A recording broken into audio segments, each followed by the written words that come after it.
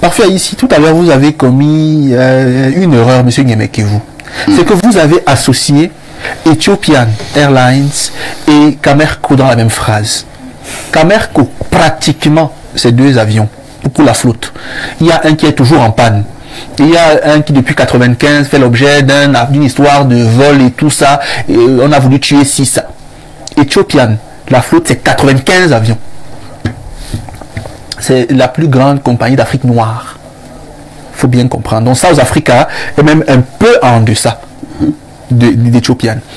Air Ivoire, nos voisins, les Ivoiriens, nos frères ivoiriens, c'est 10 avions. Rwandair, à côté, c'est 13 avions. Kenyan, non loin, c'est 8 avions. Camerco, le bas, donc 2, comme ça. Et parmi les deux là, il y a un avion qui est quasiment réquisitionné pour qui on sait en tant que de besoin parfait ici. C'est extrêmement grave. Donc vraiment, cette affaire, soit on la ferme, soit on décide de confier cela au privé. Bernardo Basson, nous vous repassons la parole pour la dénonciation proprement dite. Écoute, aujourd'hui, on dénonce une situation qui a cours à Camerco. Les usagers, les clients entre guillemets de Camerco se plaignent énormément. Et ça fait très longtemps qu'ils se plaignent. On a essayé de recouper. Lorsque tu arrives, tu réserves ton voyage, tu décides de partir, de prendre le vol de 7 heures. On te fait un message pour te dire non, à 7 heures il n'y a plus de vol, c'est à 10 heures. À 10 heures il n'y a plus de vol, c'est à 14 heures. 14 heures c'est compliqué, vous quittez à 18h30. Vous arrivez par exemple à Douala ou dans une autre ville, vous demandez les bagages, on vous dit les bagages sont restés. Et dans la ville de départ, ça peut être Yaoundé ou Douala ou d'autres villes encore. C'est tellement compliqué et les personnes se plaignent depuis de longues années de ce service pour eux. Donc ce matin, j'ai clairement voulu qu'on en parle pour qu'à Camerco, on sache que ça devient excessif, ça devient nauséeux, que des personnes paient pour des prestations, mais très souvent ne sont pas satisfaites. Donc ce matin, j'ai voulu qu'on en parle. Pierre Blaireau-Ngemek, nous sommes d'accord qu'il faut consommer camerounais. Il faut d'ailleurs encourager les Camerounais à faire confiance à leurs entreprises et tout ce qui va avec. Mais de manière régulière, Camerco déçoit quand même. Nous avons eu affaire à certaines autres agences.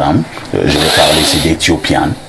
Je veux parler ici, bon, je n'ai même pas envie de parler de Air France, ainsi de suite, ainsi de suite. Vous voyez quand même la qualité de service. Alors, comment Camerco arrive à nous faire ça? Trop de plaintes de clients du côté de Camerco. Parfait. Ici, pour ceux qui sont d'une certaine époque ou qui sont cultivés, Camer Airline était la fierté d'Amadou Ahidjo. Ouais. Tous les grands musiciens de l'époque chantaient Cameroun Airlines, notamment des gens comme Ekambi Briand. Tout à fait. Alors, c'était même par fierté qu'il avait décidé de se désolidariser d'un projet qui était interafricain. Aujourd'hui, la Camer Airlines pleure sa beauté d'antan. Moi, j'ai causé avec les anciens, Blériot, je ne t'interromps pas, des anciens qui me disaient, à l'époque, ils étaient des étudiants en Europe, à Paris, et quand ils savaient que Cameroun Airlines devait atterrir, ils attendaient à l'aéroport pour voir comment leur avion atterrit à Roissy-Charles de Gaulle. Et à l'époque, je pense qu'il y avait soit le combi. Lorsqu'il atterrissait, ils étaient étudiants en France et c'était une fierté.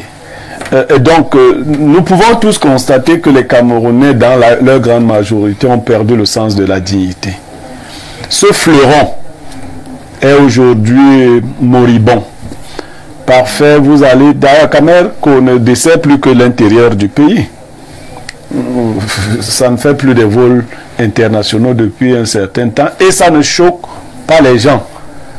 On a déjà mis tant... J'ai entendu le jeune Joseph Zambo dire non. On a tellement mis d'argent dans cette affaire. L'État y a versé. Camerco a avalé.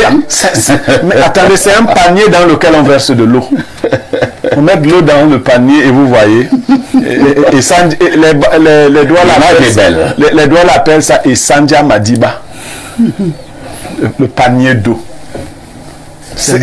Voilà. Donc, les Camerco est devenu les Sandia Madiba. Et quand vous allez même, lors des pluies, là, vous avez vu ce qui s'est passé à l'aéroport de Douala une fois. Alors, même la maintenance. On dit que vous voulez détruire notre image. Non. Ce sont ces comportements-là.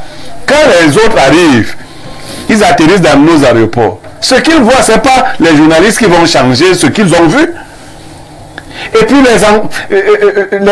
tous ces dérangements que vous subissez quand vous avez voyagé par nos agences. À l'aéroport, qu'est-ce qu'on ne vous dit pas parfois ici? On torture les gens. Non, il faut interpeller le top management de cette institution pour qu'ils mettent de l'ordre dans cette affaire. C'est un objet de fierté. On recrute encore des gens qui ont nos travers de corruption. Et vous voyez pourquoi la corruption est dangereuse. C'est qu'elle va vous exposer aux yeux du monde. Elle va dévaluer vos entreprises. Parce que la corruption, c'est même dans la qualité de service. Parfois au Cameroun, quand vous n'avez pas d'argent, celui qui doit vous servir vous regarde comme un gueux. Vous arrivez quelque part, que ce soit dans nos hôpitaux, dans nos écoles, partout, si vous n'avez pas l'allure de quelqu'un qui est un fortuné, ben on ne vous regarde pas. Maintenant, ceux qui voyagent en avion à l'intérieur du pays, c'est pas monsieur n'importe qui. Voilà. Mais eux également souffrent le martyre parce qu'ils veulent utiliser Camerco. Si tu dis maintenant qu'on veut avoir une agence privée, mais on va tout faire pour la combattre, qui va desservir les Camerounais à l'intérieur du pays ou à l'extérieur. Les petits pays qui étaient les tout petits, pas Mundi, pas Claude Adolphe Mundi, mais les petits. Des pays que nous méprisions comme l'Éthiopie. Le Togo. Parfois ici, vous savez, la flotte éthiopienne. Oh là là. Aujourd'hui. Éthiopien, c'est du sérieux. C'est autre chose. C'est autre chose. Mais vous savez, même quand Camerco faisait encore les vols internationaux, on disait que nous avions 2 avions. Et un des 2 était un avion que nous louions. Mais vous voyez, est-ce que nous méritons ce genre de traitement?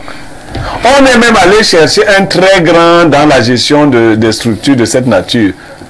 Mais lui aussi, il s'est cassé le nez parce que quand vous arrivez au Cameroun avec nos habitudes, parce qu'il faut vous dire, l'ex-directeur général que je connaissais un peu est arrivé au Cameroun et il a trouvé nos pratiques.